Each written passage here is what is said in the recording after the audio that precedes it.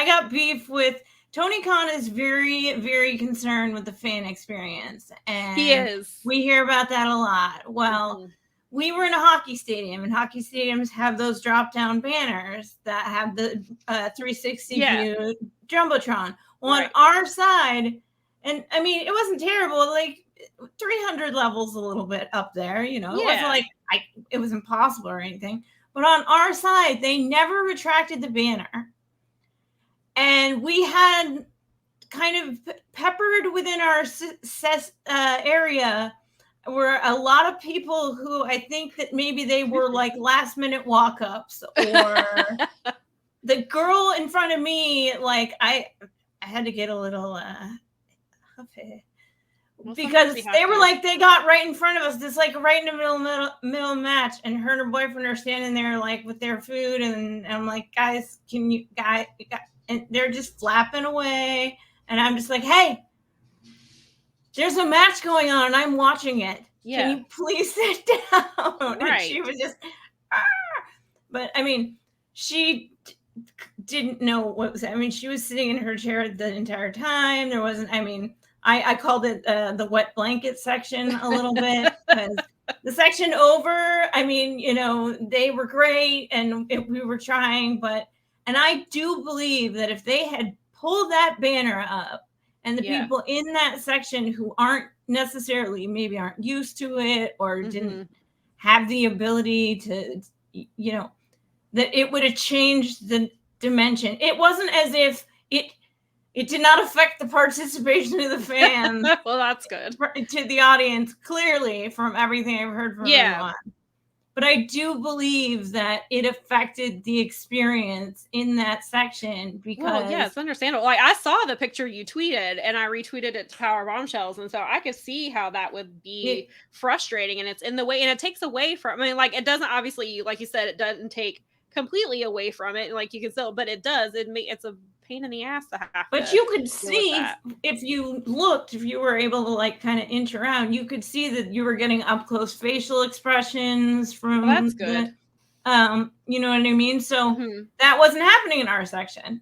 You weren't getting the corner reaction of, you know, someone being in a Veer 4, or you weren't getting some of the stuff that, and there were camera guys down there that were filming reactions and filming a thing, and so you knew that there was some effect for the upper sections of that. And so I think that given, if they could have seen a little more reaction and a little more, I mean, just, it's a tiny thing, but it's not. I think that everyone else in the rest of the arena is getting that extra, in the upper deck is getting that, those reactions, a shot of them. And then also, like, I had to listen to Observer the next day to know that they had dropped banners about the upcoming show in September. Wow. So if they were like, for example, if they were like trying to sell you things in the arena, where it was like, type your ticket section in right now and get 50% off at the AEW shop store, we didn't see those either.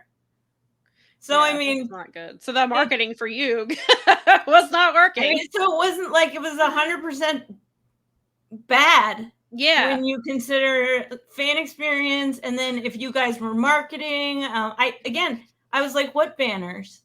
I didn't see the banners. I could see this much of that, and we can retweet the picture again. But yeah, definitely. I'm just getting the negative. This is like, I have nothing else bad to say after this. Well, it's frustrating. And like you said, because Tony does focus so much on fan experience, which the experiences I've had at every live AEW show I've been to, like, it's incredible. And so there are little things. Well, I mean, and that's not so necessarily little if it's taking away from like what you're trying to watch. And like you said, if you're being marketed to, you have no clue because you can't see them. So that is something that they should, I know they had like a million things to worry about, but that is a little thing that they should work, that they should work in the future. Because, we've talked about one of the issues that even though the fan experience has been really great, the ADA seating there's been issues with that at every show I've been to with a friend of mine who does use a wheelchair, and how he's had a really hard time, and he doesn't. And he's tried tweeting AEWs, never got a response. He's tried tweeting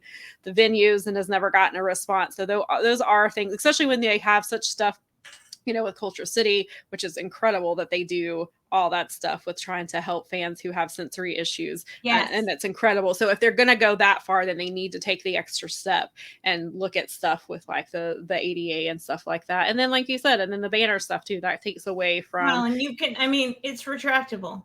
Yeah, that's the whole thing. Yeah, it's different if it's fixed, but like you said, it's retractable. So that's an easy fix. It's meant to be. I mean, we were on the floor at Blood and Guts, and we could look up and see. And in Detroit, we retract all of it. But all right, so I got that out of the way, but I did want to put that out there because I do think it was important, because it is, and so like it did affect, sort of. I think it didn't affect the non-participation peppered around my section had. They probably would have been non-participants anyway.